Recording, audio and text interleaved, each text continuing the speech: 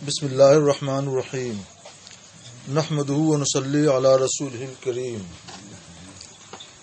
گفتگو کا عنوان بہار شریعت کے جزیات و مسائل سے نوپیدا مسائل کا حل۔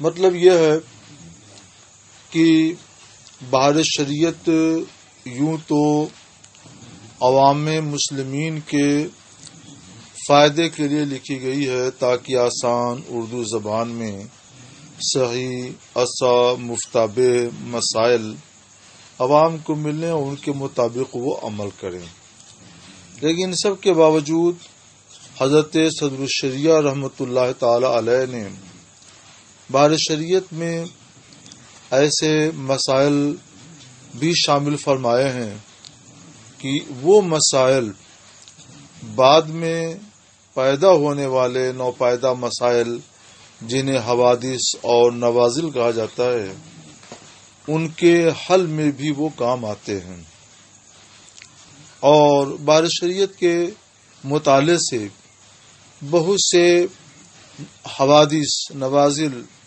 اور نوپیدا مسائل کے احکام بھی معلوم کیے جا سکتے ہیں۔ شرط یہ ہے کہ بہار شریعت کو غور سے پڑھا جائے اور اس کے مسائل کو صحیح طور پر سمجھنے کی کوشش کی جائے۔ جامعہ اشرفیہ مبارک پور میں 1992 عیسوی سے مجلس شرعی کا قیام عمل میں آیا، جس کا مقصد ایک بنیادی مقصد نوپیدا مسائل کا شرعی حل ہے۔ پہلے سیمینار میں یہ پہلا سیمینار ہوا تھا 1993 میں، جمادی الاولیٰ 1414 مطابق اکتوبر 1993 میں یہ سیمینار ہوا تھا۔ مقالات اس میں کم آئے تو عام طور پہ مندوبین کی یہ شکایت ہوئی کہ ان کے پاس ماخذ کی کتابیں نہیں ہیں، اس وجہ سے وہ مقالہ تیار نہیں کر سکے۔ تو دوسرا سیمینار ہوا، یہ 14 رجب 1415 ہجری میں اور دسمبر 1994 عیسوی میں۔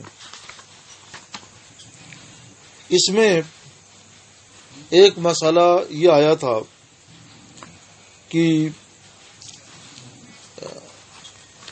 دکانوں مکانوں کے دوامی اجارہ پٹا اور پگڑی کے مسائل پر۔ تو ہم نے غور کیا کہ یہ مسئلہ اس عنوان پر مقالہ ہمیں فتاوی بہار شریعت کو سامنے رکھ کر کے ہی لکھنا چاہیے۔ میں نے اس کے سوالات خود ہی مرتب کیے تھے، سوالات کو سامنے رکھا اور اس کے بعد ہم نے بہار شریعت کا مطالعہ شروع کیا، اور الحمدللہ ہمیں اس عنوان کے سوالات کے بیشتر سوالات کے جوابات ہمیں بہار شریعت میں مل گئے اور اس کی پوری شرعی حیثیت بھی ہمارے سامنے واضح ہو گئی۔ چنانچہ میں نے ایک مبسوط مقالہ ہی لکھا اس موضوع پر، دوامی دکانوں مکانوں کے دوامی اجارہ پٹا اور پگڑی کے مسائل۔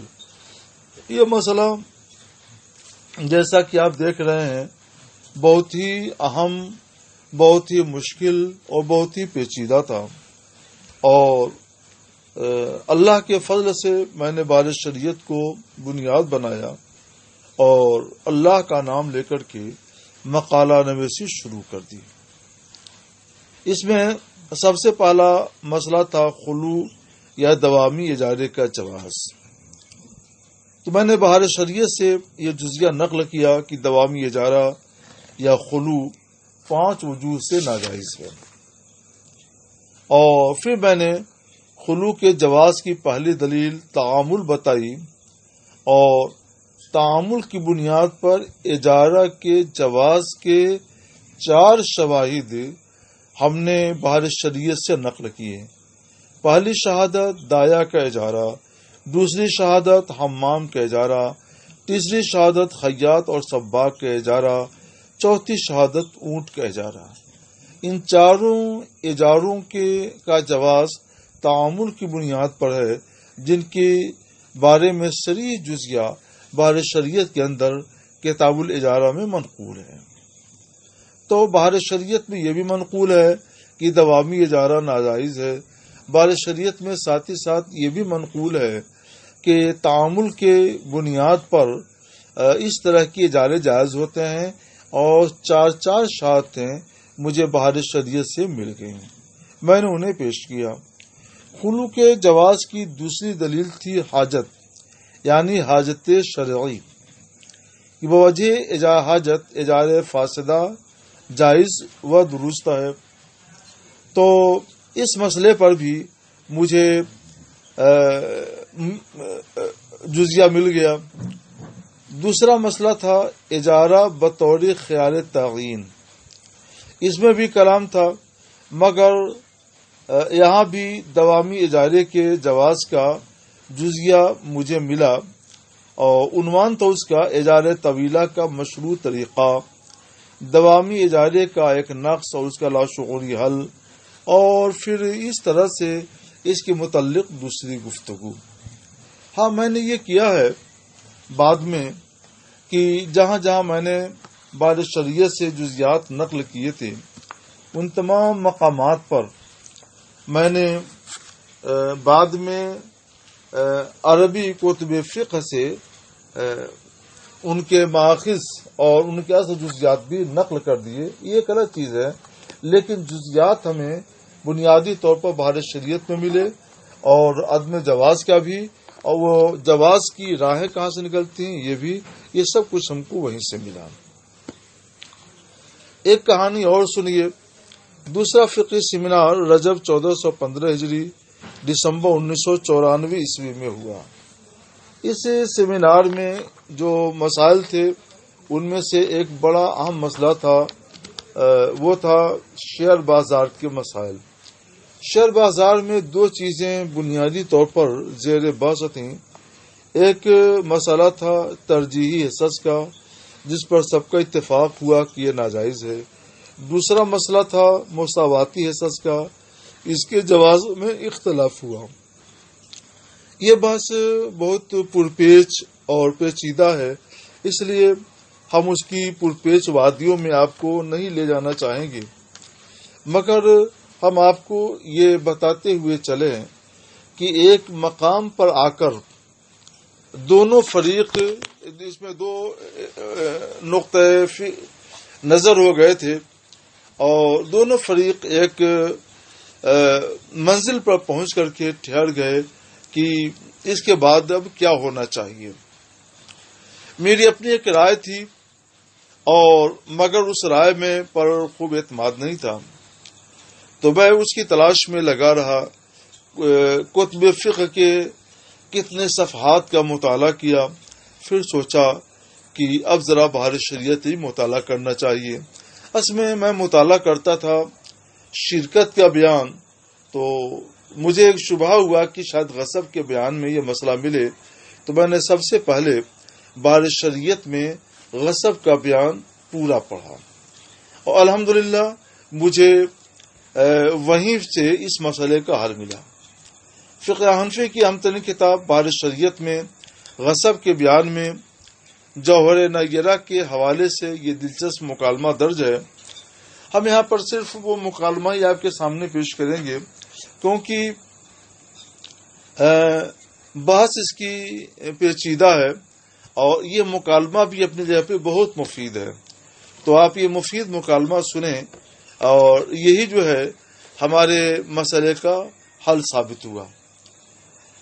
صدر الشریعہ رحمۃ اللہ تعالی علیہ نقل کرتے ہیں کہ مسئلہ علی بن عاصم رحمۃ اللہ علیہ کہتے ہیں، میں نے امام اعظم ابو حنیفہ رحمۃ اللہ علیہ سے سوال کیا کہ ایک شخص کا 1 روپیہ دوسرے کے 2 روپے میں مل گئے،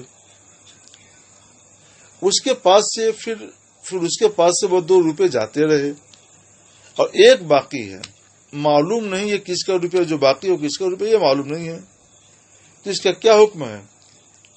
تو امام نے فرمایا وہ جو باقی ہے اس میں سے 1/3 1 روپیہ والے کی ہے اور 2/3 2 روپے والے کی، یعنی اس کو 3 حصوں میں بانٹا جائے اور 1/3 1 روپیہ والے کو دیا جائے اور 2/3 2 روپے والے کو دی جائے۔ علی بن عاصم کہتے ہیں کہ اس کے بعد میں ابن شبرمہ رحمۃ اللہ علیہ سے ملا اور ان سے بھی یہی سوال کیا۔ انہوں نے کہا تم نے اس کو کسی اور سے بھی پوچھا؟ میں نے کہا امام ابو حنیفہ رحمۃ اللہ علیہ سے پوچھا ہے۔ تو حضرت ابن شبرمہ نے کہا انہوں نے یہ جواب دیا ہوگا؟ میں نے کہا ہاں۔ امام ابن شبرمہ نے کہا انہوں نے غلط جواب دیا، اس لیے کہ 2 روپے جو گم ہو گئے ان میں ایک تو یقیناً اس کا ہے جس کے 2 روپے تھے، اور ایک میں یہ احتمال ہے کہ اس کا ہو یا 1 روپے والے کا ہو، اور جو باقی ہے اس میں بھی احتمال ہے کہ 2 والے کا ہو یا 1 والے کا، دونوں برابر کے احتمال رکھتے ہیں، لہذا نصف نصف آدھا آدھا دونوں بانٹ لیں۔ تو یہاں سے جواب ملا کہ آدھا آدھا 1 روپیہ جو بچا ہوا اس میں دونوں آدھا آدھا بانٹ لیں، اور امام اعظم نے کیا جواب دیا تھا کہ آدھا آدھا نہیں 3 حصہ کریں، 1/3 1 روپیہ والا لے اور 2/3 2 روپے والا لے۔ کہتے ہیں کہ مجھے علی بن عاصم کہتے ہیں کہ مجھے ابن شبرمہ کا جواب بہت پسند آیا، پھر میں امام اعظم سے ملا اور ان سے کہا کہ اس مسئلے میں آپ کے خلاف جواب ملا ہے۔ امام نے فرمایا کیا تم ابن شبرمہ کے پاس گئے تھے؟ میں نے کہا ہاں۔ فرمایا انہوں نے تم سے یہ کہا ہے؟ وہ سب باتیں بیان کر دیں؟ تو میں نے کہا ہاں۔ فرمایا کہ جب تینوں روپے مل گئے، خلط ملط ہو گئے، امتیاز باقی نہیں رہا کہ کون کس کا ہے، تو اس صورت میں ہر روپے میں دونوں شریک ہو گئے، 1 والے کی 1/3 اور 2 والے کی 2/3 ہر روپے میں ہو گئے۔ پھر جب 2 گم ہو گئے تو دونوں کی شرکت کے 2 روپے گم ہوئے، اور جو باقی ہے یہ بھی دونوں کی شرکت کا ہے کہ 1/3 ایک کی اور 2/3 دوسرے کی، لہذا 3 حصہ کر کے 1/3 ایک کو دیا جائے اور 2/3 دوسرے کو دیا جائے۔ تو وہ فرماتے ہیں کہ پھر اس سے میرا مسئلہ حل ہو گیا اور اس میں قلب حاصل ہو گیا کہ جواب یہی درست ہے۔ اور میں عرض کروں کہ یہ مسئلہ پڑھنے کے بعد میرا بھی دل باغ باغ ہو گیا کہ یہی میری منزل مقصود ہے، اور تقریباً 1 مہینے سے یا کچھ کم و بیش 1 مہینے سے میں جس مسئلے کے حل کے لیے پریشان تھا وہ مسئلہ بحر شریعت کے اس مسئلے کے مطالعے سے بحمد تعالی حل ہو گیا۔ اس جزیہ کی دریافت کے بعد میرا موقف جزوی طور پر تبدیل ہو گیا۔ پہلے موقف یہ تھا کہ مساواتی حصص کے ذریعے کمپنی کی شرکت قبول کرنا بھی جائز ہے اور ان حصص کے سرمایہ سے کمپنی کی تجارت بھی جائز ہے، لیکن اب یہ موقف ہو گیا کہ شرکت قبول کرنا تو ناجائز ہے لیکن تجارت جائز ہے۔ اسی طرح سے ایک مسئلہ 26ویں سیمینار میں بھی پیش آیا، مگر ہم اب اس تفصیل میں نہیں جائیں گے، البتہ یہ بتاتے ہوئے چلیں کہ پگڑی کے جس مسئلے کا میں نے ذکر کیا کہ پورا مقالے کی بنیادی بحر شریعت پر میں نے رکھ دی، تو اس کا اظہار میں نے اس وقت کے سیمینار میں بھی کیا تھا، جس کا ذکر میں نے اپنی کتاب پگڑی کے مسائل کے مقدمے میں ان الفاظ میں کیا ہے۔ میں لکھتا ہوں قارئین کو یہ معلوم کر کے حیرت ہوگی کہ اس کتاب کی بنیاد فقہ حنفی کی مشہور کتاب بحر شریعت پر رکھی گئی ہے، تاکہ اہل علم کو یہ محسوس ہو سکے کہ ماخذ کی کتابیں فراہم نہ ہوں تو بھی تحقیق کی جا سکتی ہے، جس کا ایک نمونہ یہ کتاب ہے۔ یہی وجہ ہے کہ آپ کی اس میں جا بجا بحر شریعت کے حوالے نظر آئیں گے۔ پھر بھی متعدد مقامات پر ہم نے قصداً بحر شریعت کی طرف رجوع نہیں کیا کہ نمونے کے لیے اشتیاب ضروری نہیں۔ بحر شریعت فقہ حنفی کی کتب معتمدہ سے ہے، جس میں اصول و فروع کو بڑی کثرت سے بیان کیا گیا ہے۔ ہر صاحب علم کو یہ کتاب مطالعے میں رکھنی چاہیے، اور جو محقق ہیں انہیں بھی اس کو مطالعے میں رکھنی چاہیے۔ انشاءاللہ بہت سے تحقیقی مسائل خود بحال شریعت سے حل ہو جائیں گے۔ اللہ توفیق دے۔